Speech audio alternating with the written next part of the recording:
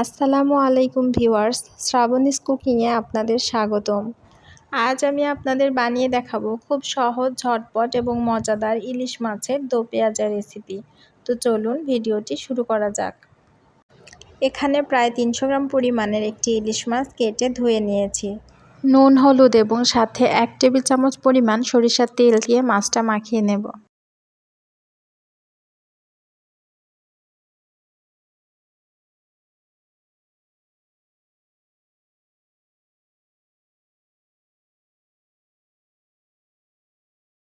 সবগুলো মাছ ভালোভাবে ম্যারিনেট করে নিয়েছি।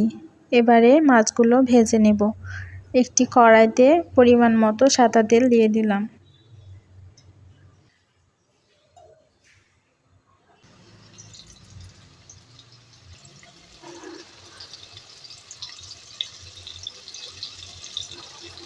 মাছগুলো খুব বেশি ভাজার প্রয়োজন নেই, প্রতি পাশ প্রায় 2 মিনিট মতো ভেজে নেব। 2 মিনিট হয়ে গেছে, আমি মাছগুলো উল্টে দিচ্ছি।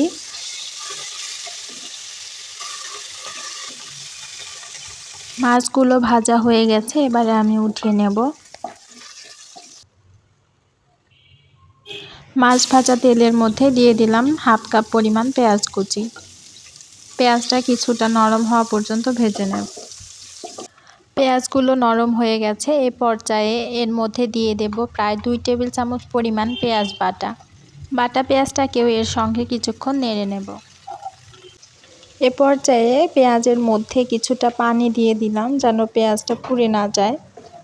দিয়ে দিলাম 1 টেবিল চামচ পরিমাণ মরিচের গুঁড়ো, 1/2 টেবিল চামচ পরিমাণ হলুদ গুঁড়ো এবং 1/2 টেবিল চামচ পরিমাণ ধনিয়া গুঁড়ো।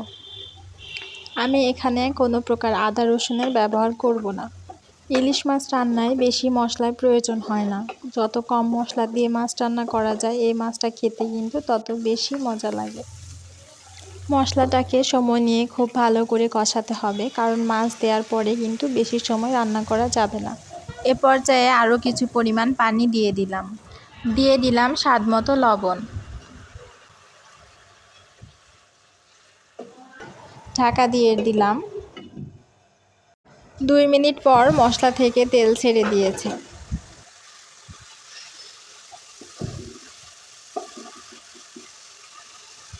এবার এর মধ্যে দিয়ে দিলাম 1 কাপ পরিমাণ পানি।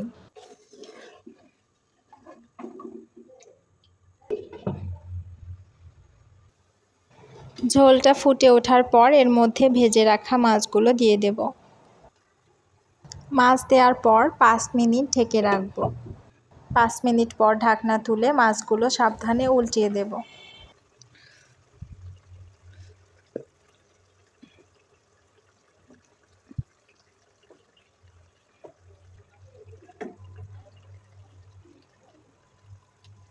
আবারও 5 মিনিট লো আঁচে রান্না করে নেব।